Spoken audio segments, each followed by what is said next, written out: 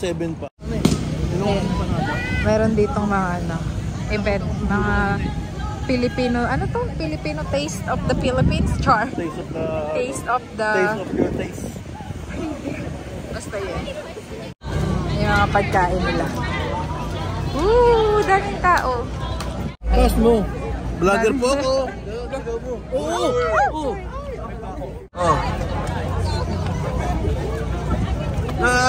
Dapat ikaw nag-video dyan, hindi ako eh. Okay. Sponsors? This is the lucky winner. Everyone already have your tickets? Yes? Jayo.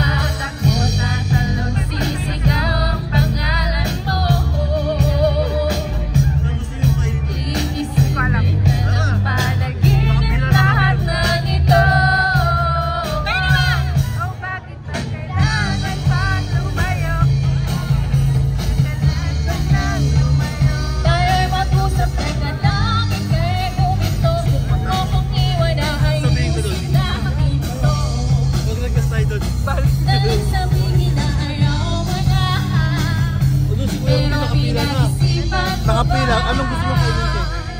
Mga quick, mga street food. Si Melvin hindi talaga magpapaiwan sa kainan. Nakapila na.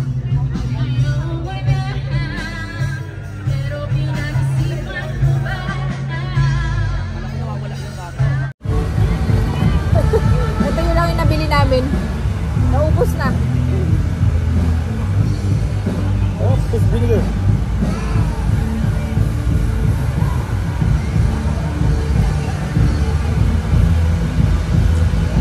Wala tayong tissue.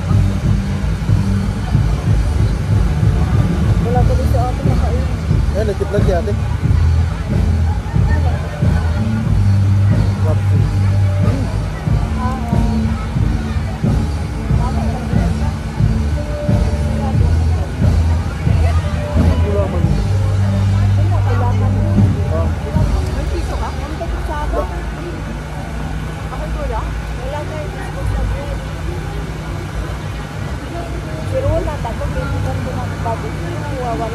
Next one is solo and group act. Kasama ba ako dito? Ay, sige! Sumayo ako guys ha. Okay, so People Choice Award performer. Solo si ate gusto daw barbecue. Act Award Si ate. goes to...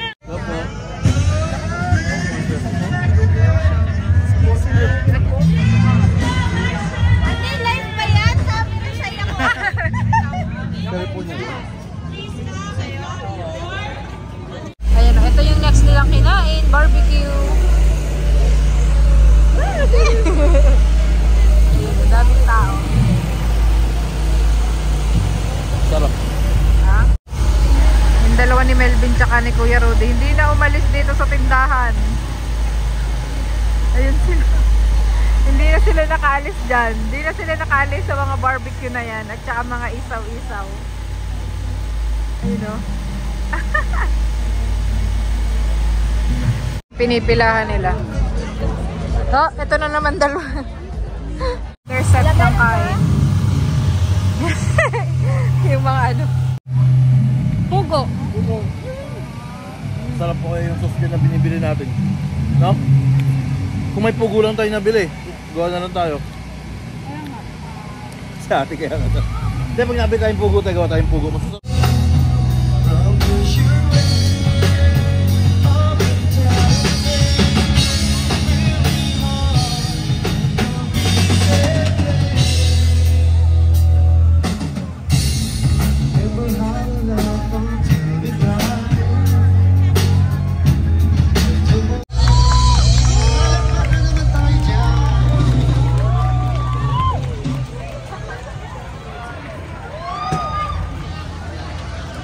Anyway, thanks for staying with us, guys.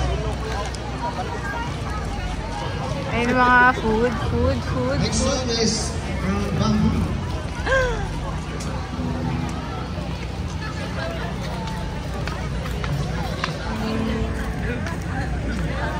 Tapos na kami manood ng banda.